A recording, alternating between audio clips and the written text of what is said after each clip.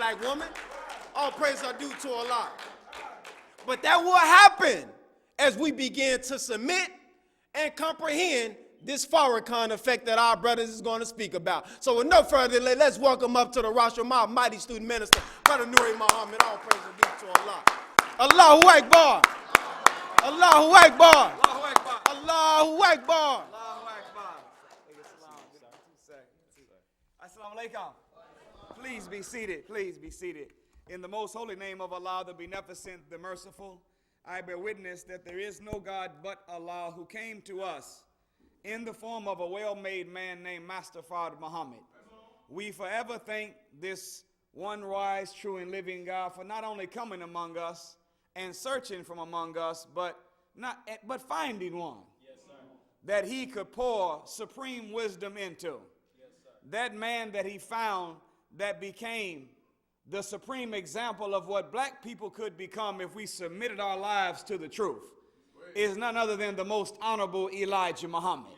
We thank Allah for him, for without him we would not have a Muhammad Ali. All praise is due to Allah. Without him we would not have a Malcolm X. Without him there would not have been a Kwame Ture. Without him it would not have been a H. Rap Brown. Without him, it would not have been a Huey P. Newton. Yes, and if there were no Huey P. Newton or H. Rap Brown, there wouldn't have been a Black Panther Party. Yes, without he, the Honorable Elijah Muhammad, there wouldn't have been an Imam Wharf-Deen. Yes, without the most Honorable Elijah Muhammad, there wouldn't be a Louis Farrakhan. Right. And were there not for a Louis Farrakhan in our midst today, most of us in this room can say it wouldn't be a me on the planet right now.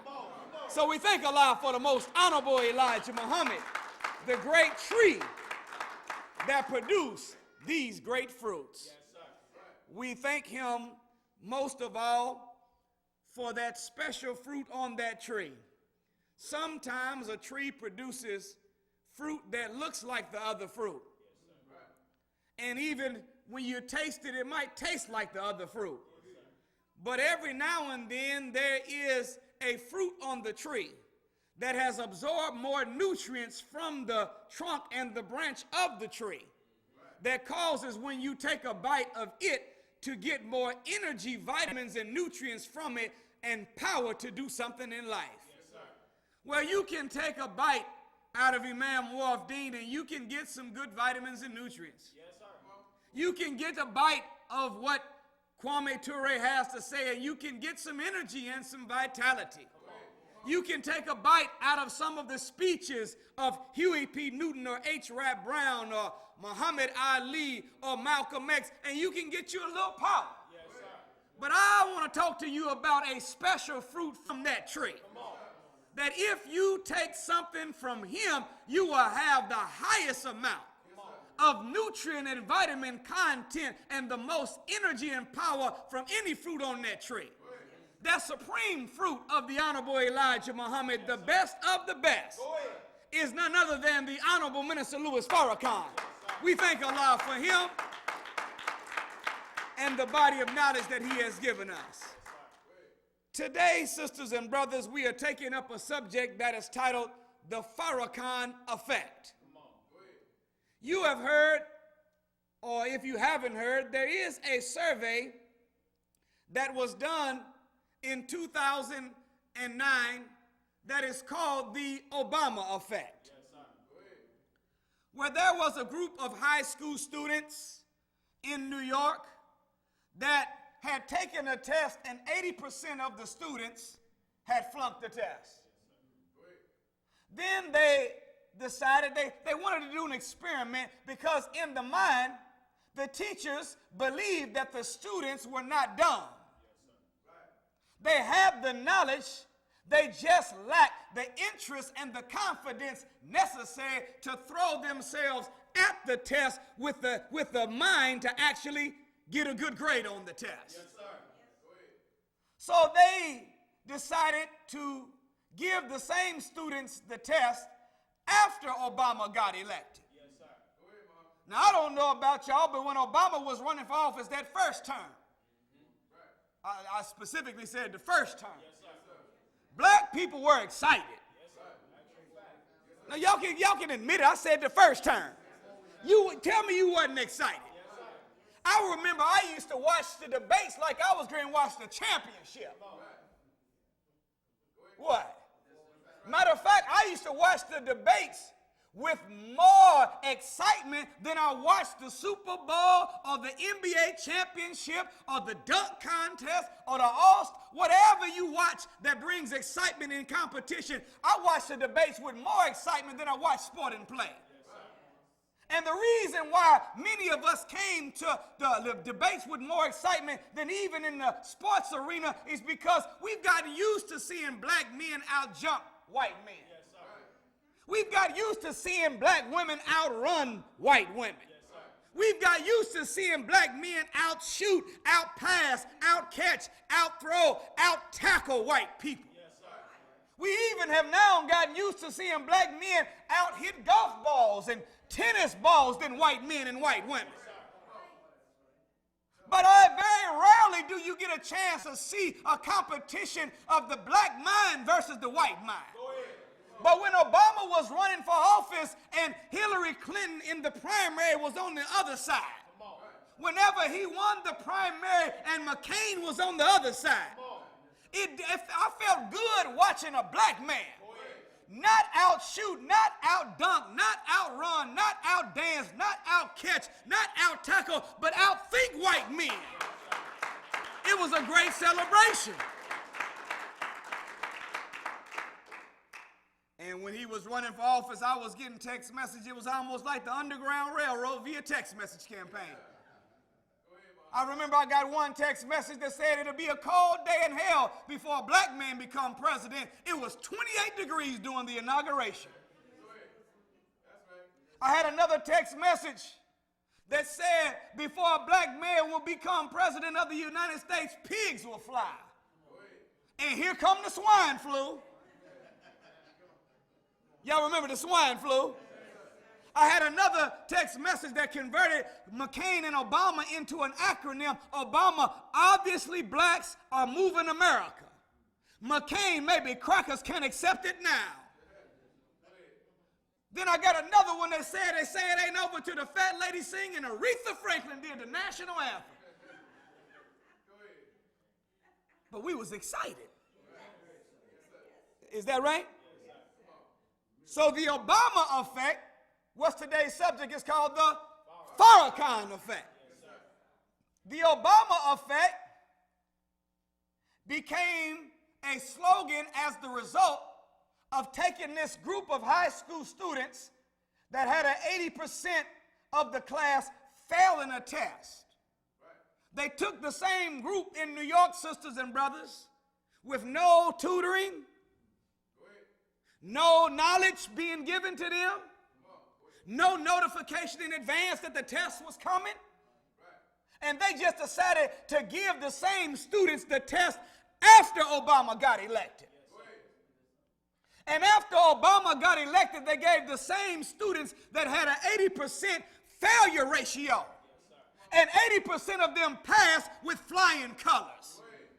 What it showed is that these young black boys and black girls did not lack the knowledge.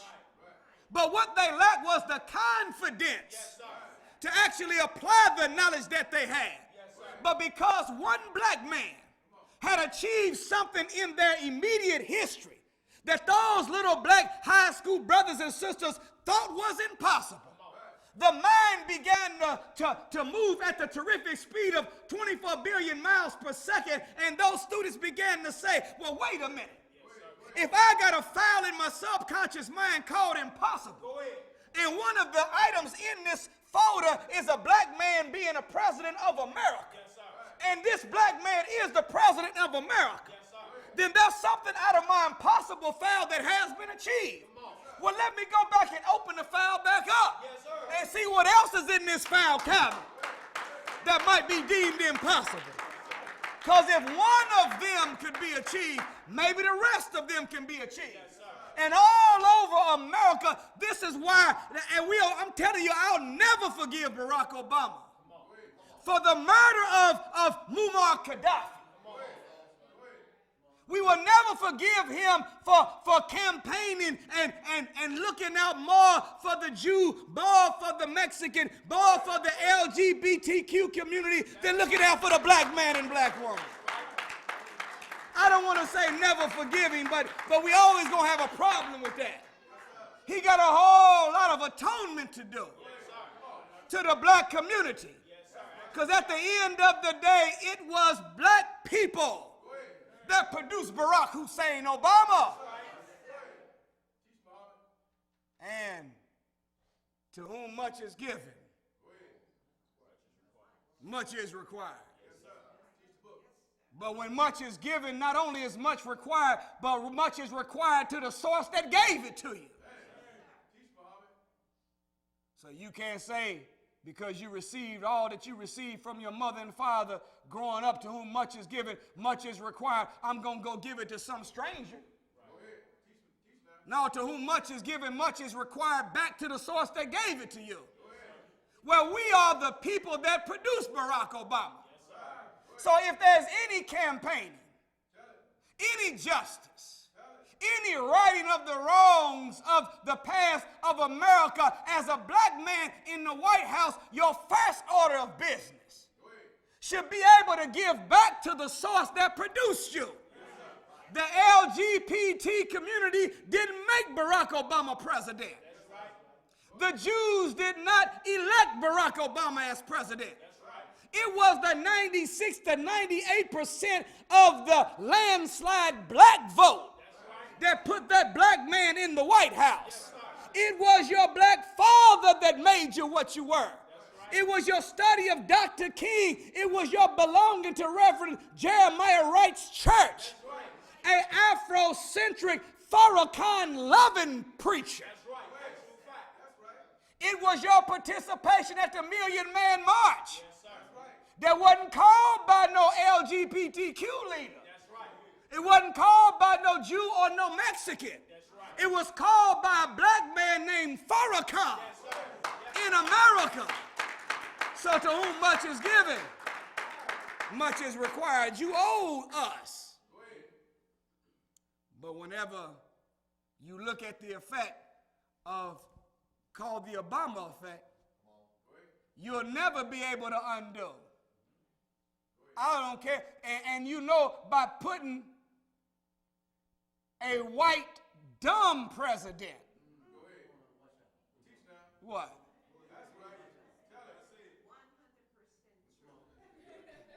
A white, dumb, lying president.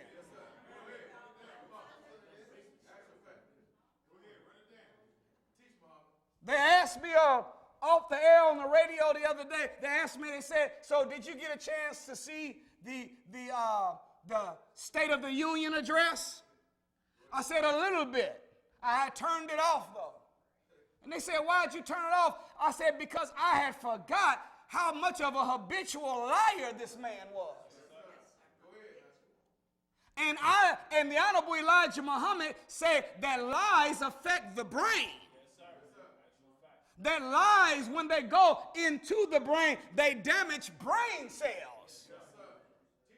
And lies are so powerful in the wicked in nature that even if you don't know somebody's lying to you, it still has a negative effect.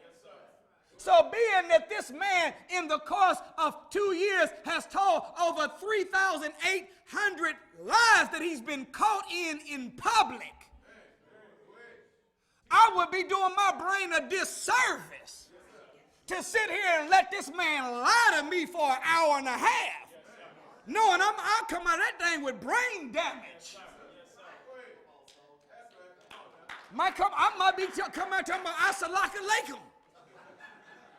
Might even forget the Greens fooling with Trump. But this shows you the uneven playing field in America for black people. In order for a black man to become the president, he had to have an Ivy League education. He had to get good grades in an Ivy League college. He had to engage in community work, volunteerism, be a community organizer, move through the ranks, and become a senator in the U.S. government. Whenever Barack Obama became president, he had to be a charismatic, insightful, intelligent, great speaker, great fundraiser. Is that the truth? And after all of that, he barely slid in. But here you got a white man named Donald Trump. Dumb. Liar. Ain't never even been a damn dog catcher.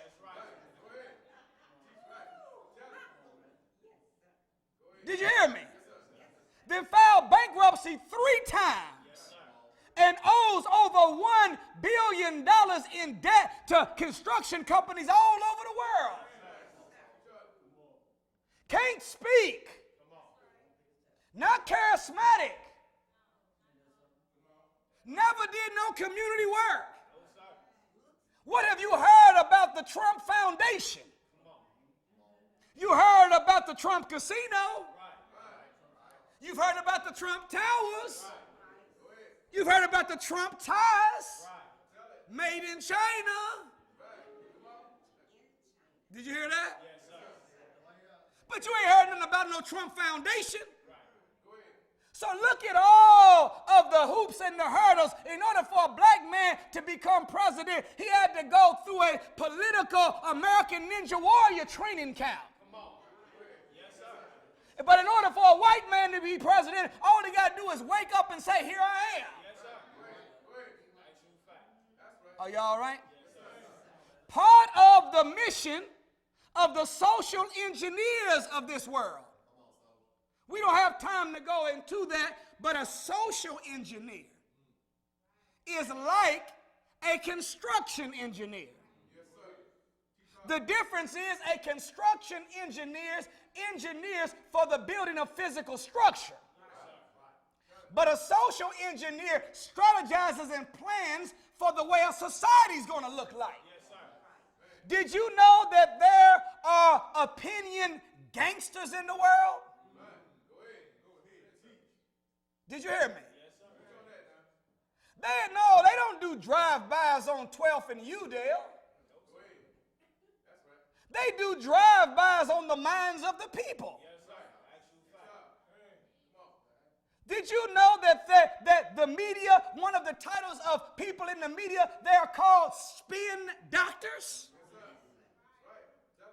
Meaning that they are scientists that know how to twist and make one thing appear to be something different. Are y'all all right? Spin doctor is another way of saying a well-organized liar. So the social engineers say, well, wait a minute. We can't let this much of a positive impact on the black psyche exist with a black man becoming president. Because now you got little black children all over the world that have went to that subconscious file in their mind called impossible. And since this thing that was in there called black man become president has been achieved, now they can start flipping through the paperwork. In the file called impossible in their subconscious mind, now they're starting to pull out stuff that we don't want them to pull out. Because in their file cabinet, black children have also put in the file of impossible engineer, becoming a doctor, becoming a teacher, becoming a billionaire, becoming an owner of a television station. And white folks don't want little black children going back to revisit what they said they wanted to be when they were 3 or 4 years of age. They want our children to operate from the mind of a weakened, devitalized, broken state that says all I can be is a basketball player. All I can be is a football player. And if I'm not that, then let me just get me a good job. They don't want black children talking about being shot callers, owners, bosses, employers. They want them thinking about being an employee, being a receiver of a shot, not calling one, not being being an employer, but being an employee. Because if you stay down there on that level, Negro, we got you locked down and secure. So they said, let's just let this white man that ain't nothing become something, so that the one that became something by being something looks like he's nothing. Because at the end of the day, it ain't that hard to be no president, because look at this dude. Do you see what I'm trying to say? So, what's even deeper, how many of you have children? Raise your hand. Sisters, brothers, almost everybody. Do you know that when God created man, he gave us 4 instructions? Be fruitful, multiply. Does anybody know the third one? Replenish the earth and subdue it. Do you know the word replenish means to replace with something better? That means that the role of a real mother and father is not to make children like you. The role of a real mother and father, if it is replenished, replaced with something better. Our job is to make our sons and daughters better than what we are. All praise is due to Allah. Well, if learning about one black man in the recent history of black children took them from an 80% failure on a test to an 80% success ratio, what would happen to your sons and daughters' minds if they were able to learn about more black men and black women that accomplished great feats in the past? That means that they will come to everything in life with a whole different spirit. The Honorable Minister Louis Farrakhan said, more important than the action you engage in is the approach you have toward a thing. Your approach dictates your action. Am I telling the truth? If in your mind you're saying all I got to do is move this rostrum just 1 inch, you come at that thing with a whole different mindset. That's a small thing, it's easy to do, but if in your mind you know that your job is to get this podium from here to 38th and Fall Creek, you bring a whole nother mindset to that thing. Especially if you got to carry it with your physical. You start getting yourself geared up. Is that right? And you approach it with a whole different mindset. Now, we got my trainer is here. He can bear witness if I'm telling the truth. Matter of fact, anybody that's ever exercised can bear witness.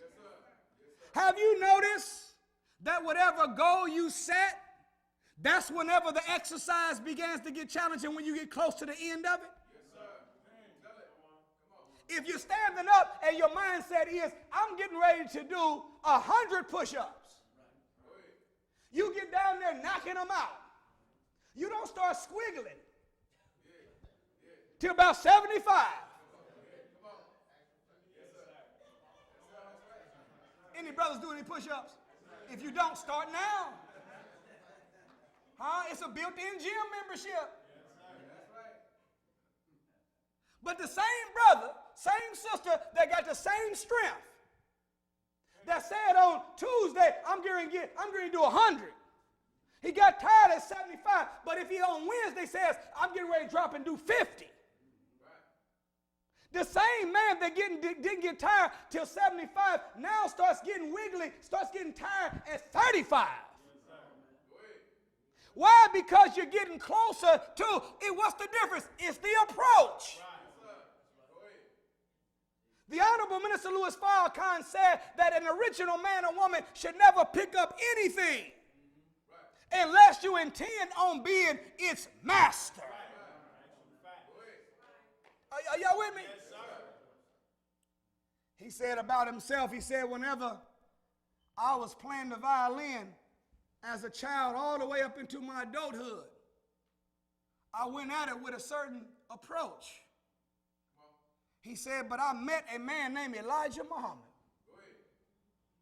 And there was one question that he asked, And then he gave me the answer to give back. But when I looked at what I was saying and looked at myself, my whole approach toward the violin changed. Yes, sir. What is that one question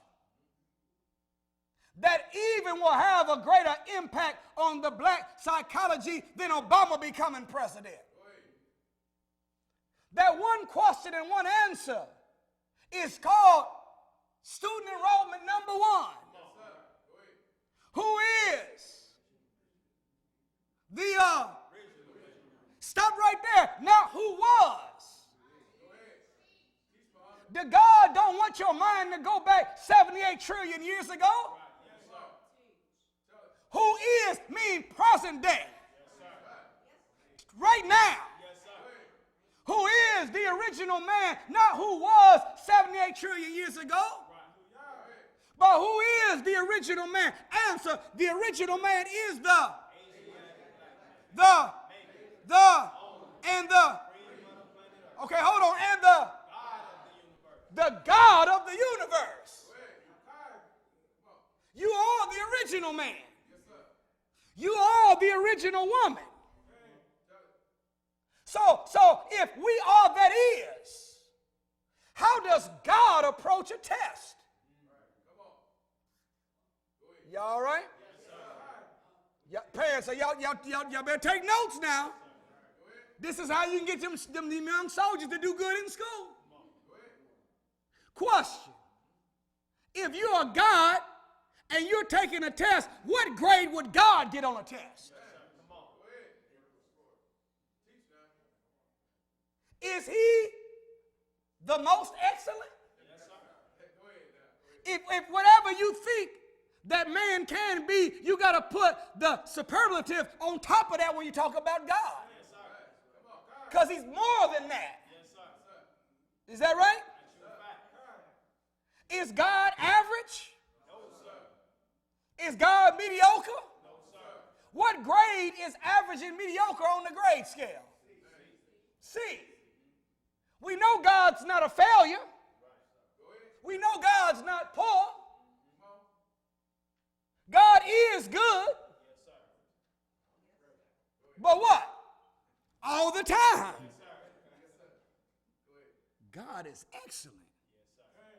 So when you approach it with the mindset that I'm God, I'm the original man and woman of the planet. I'm the maker and the owner. I made everything you see. Did you hear me? Yes, it was a black man that invented the ink pen. It was a black man that invented the toilet. It was a black man that invented the typewriter. It was a black man that invented the traffic signal. It was the black man named Benjamin Banneker that built the first working clock in the Western Hemisphere. That same black man, Benjamin Banneker, designed the layout for Washington, D.C. and the layout for Indianapolis, Indiana.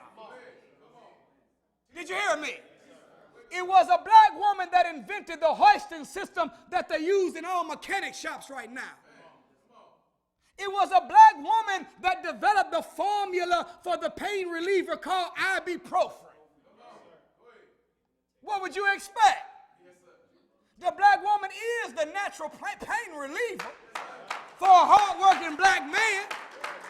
All she had to do was study herself. Are y'all all right?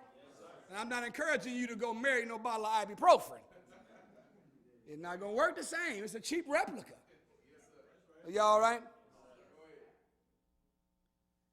Well, you say, well, I'm not going to be able to remember all the black inventions and inventors. Well, it'll be good for you to try, but if you can't, and all you can remember is what white people said that they invented, well, guess what? You invented white people. Huh? So anytime you get into a debate, you don't got to keep going back and forth. You come pyramid. And they come T-model Ford. You come inkstand, and they come pencil. No, at the end of the day, you will win the debate every time, because whether they're talking about Edison Jackson, Jefferson, whoever invented it, they're talking about, we invented them. Top that. White people are our product. I know you don't want to claim the invention. That's why you don't want to clap for it. I understand. One of the worst damn inventions